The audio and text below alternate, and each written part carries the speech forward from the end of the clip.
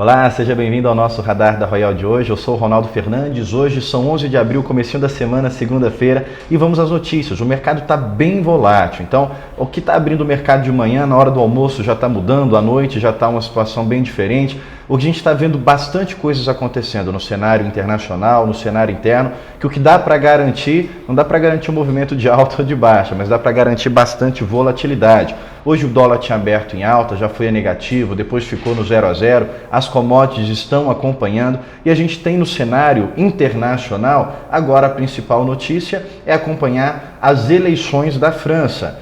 O presidente Macron está concorrendo com Marine Le Pen e ele teve 27% das intenções de voto no primeiro turno e ela 23%. Embora pareça que é bem próximo uma diferença da outra, lá quando ele ganha as primeiras eleições, no primeiro turno ele tinha ficado menos que esses 27.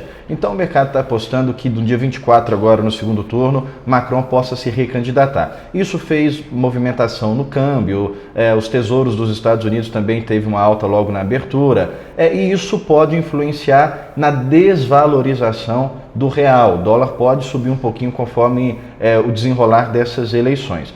Não se sabe para que rumo o mercado ainda pode tomar, mas à medida que algumas coisas das eleições da França forem surgindo, pode impactar o mercado também. Bom, a gente tem as vendas recordes de petróleo. Os Estados Unidos liberou aí mais de 180 milhões de barris. A partir do dia 1º de maio ele deve soltar no mercado 1 milhão de barril por dia. E não só os Estados Unidos, outros países estão liberando as suas reservas emergenciais também para conter o preço do petróleo, que é o principal fator para puxar a inflação no mundo afora.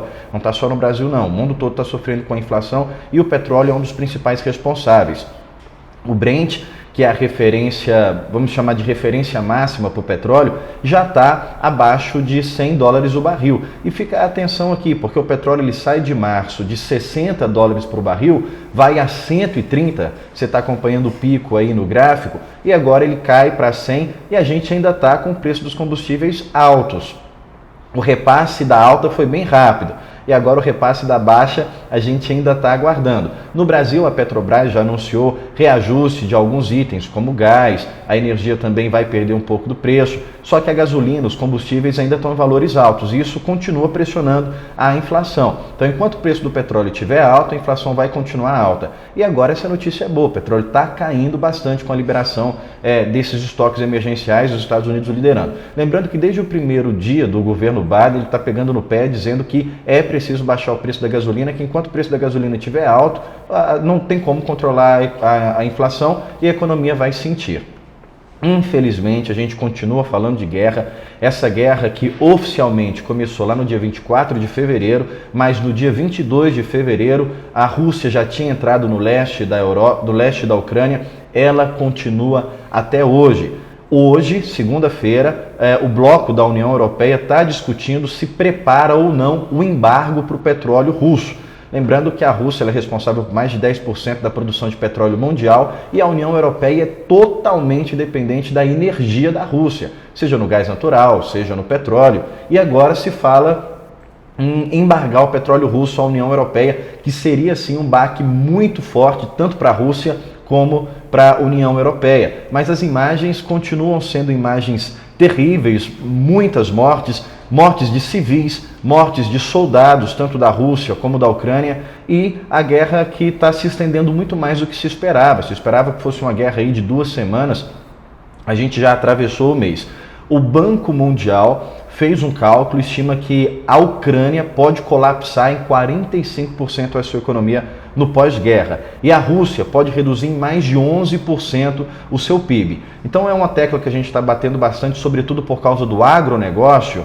O pós-guerra pode ser até pior do que a guerra, porque vão ficar as sanções e a recuperação é lenta. Então é importante frisar, sobretudo para a área do agronegócio, não foram sentidos todos os efeitos da guerra. A Ucrânia é uma importante produtora de grãos, seja de girassol, seja de trigo ou seja de milho, e os relatórios do USDA da semana passada ainda não refletiram toda a situação da guerra. Aumentaram o estoque da Ucrânia porque reduziu o seu consumo interno, mas a produção se manteve, a Ucrânia começa a plantar agora. está com dificuldade de plantio, muita área que é de milho está sendo migrada para outras culturas, então ainda não foi sentido todos os efeitos dessa guerra, sobretudo a Rússia. Como é que vai ficar a sua situação? Ela está com dificuldades de vender produtos, não só por suspensões, não só por embargos, mas pela dificuldade de pagar. Por exemplo, o Brasil não embargou a Rússia e a Rússia não colocou suspensão nenhuma para o Brasil, mas não saem mais navios, já faz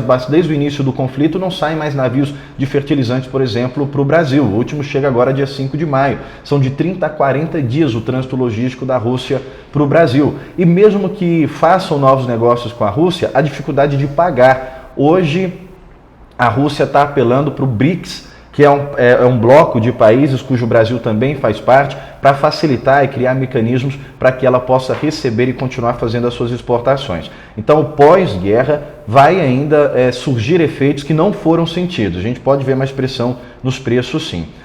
Nós temos a inflação, que foi divulgada na semana passada. É um gráfico difícil de se ver, claro que tem uma série de situações. A gente ainda está surgindo o efeito da pandemia, a gente está sentindo o efeito da guerra Rússia e Ucrânia. A inflação, o acumulado foi para 11,3%, é um pico da inflação, já superou a inflação do governo Dilma, já superou a inflação do governo Lula, a gente só está atrás da inflação do governo do FHC, que bateu, isso falando do mais recente. Claro que se falar de governo Collor foi muito pior, mas do governo de 1996 para cá, é a inflação mais alta desde 2002, que bateu 12,53%. Então a gente está vivendo o pior período de poder de compra desde 2002. Claro que é uma situação que não é só uma situação governamental, é uma situação da conta da pandemia que está se pagando, mas sobretudo por causa da situação da guerra Rússia e Ucrânia. Nós vamos ver que o salto da inflação aconteceu agora em março, onde se esperava que poderia até ter uma queda, subiu 1,62%, e o principal influenciador para essa inflação continua ainda a ser o preço dos combustíveis, que, como eu falei, não está uma situação só dentro do Brasil, é uma situação global, mas o Brasil, todas as vezes que tentava interferir, criar alguma coisa, algum projeto, algum benefício, algum auxílio para reduzir os impostos, para poder melhorar, arrefecer o preço dos combustíveis, sempre que se tentava interferir para melhorar, a situação era inversa, piorava. E aí a inflação de março refletiu isso, jogando a inflação para 11,3% e a inflação de março subindo 1,62%. Inflação alta, a gente tende a olhar outro gráfico, que é o gráfico da taxa Selic.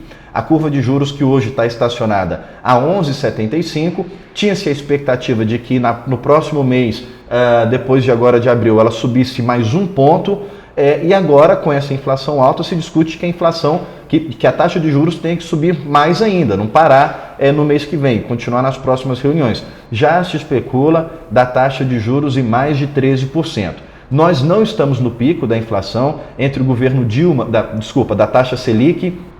Entre o governo Dilma e o governo Temer, ela bateu 13,75%. No governo Lula teve pico de 18%. No governo do FHC teve pico de 29%, ali de 98 para cá. Então a taxa Selic, ela não está na sua máxima e agora se discute dela ir mais à frente. E aí a gente vê a curva da taxa, ela já foi no governo Bolsonaro, já foi ali a 2%, uma moeda mais barata para circular, e agora está ficando uma moeda mais cara. E isso leva a gente a analisar um outro gráfico, que é o gráfico do dólar. O dólar tem um acumulado de mais de 15% de queda durante o ano. Abril tem 1% de desvalorização, que isso é um cenário bom. O dólar baixo é bom, mas o dólar ainda está acima de 4,70. Está oscilando, a média do dólar de abril está em 4,68 agora. Mas dólar acima de 4,60, 4,70 ainda é um dólar alto. E esse é o perigo. Esses três gráficos não podem existir altos. A inflação a 11,3, a taxa Selic a 11,7 e o dólar acima de 4,60, acima de 4,70. Quando se sobe a taxa Selic, é para baixar a inflação e é para baixar o dólar. O problema é que a taxa Selic está subindo e os outros índices não estão caindo, pelo menos não proporcionalmente conforme a taxa Selic tem subido. A taxa de juros subiu e a inflação continuou subindo. o efeito era para ser o contrário, a taxa de juros subir e a inflação tinha que cair. E agora a gente chegou no pico da inflação dos governos recentes e o dólar está seguindo. E aí, por fim, a gente vai ter, desculpa mais uma vez, a gente vai ter os movimentos eleitorais. Faltam aí de 5 a 6 meses para começar, de fato, os debates, para começar o movimento mais acalorado das eleições.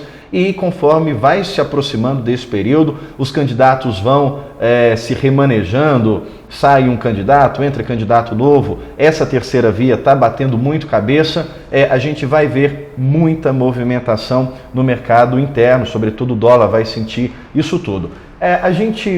O que está desenhado agora, pelo menos antes desses 5, 6 meses, é que o cenário eleitoral deve se afunilar ali para o segundo turno entre o presidente Bolsonaro e o ex-presidente Lula. Mas de 5 a 6 meses, muita coisa pode acontecer e a partir de agora a gente vai ter que sim ficar monitorando as pesquisas eleitorais. Para quem acredita ou para quem não acredita, não importa se acredita ou não, elas vão movimentar o mercado e é o que a gente tem que trazer. Seja Ibope, seja Genial, seja qual for o órgão que trouxer a pesquisa, o mercado vai estar movimentando. Nesse momento fica tudo em tom especulativo, mas a partir de junho fica mais acirrado. E essa promete ser uma das campanhas mais acaloradas, porque todo mundo à flor da pele, os candidatos já muito antes das campanhas já estavam ali se alfinetando. Por hoje é só, o Radar volta amanhã. Até mais.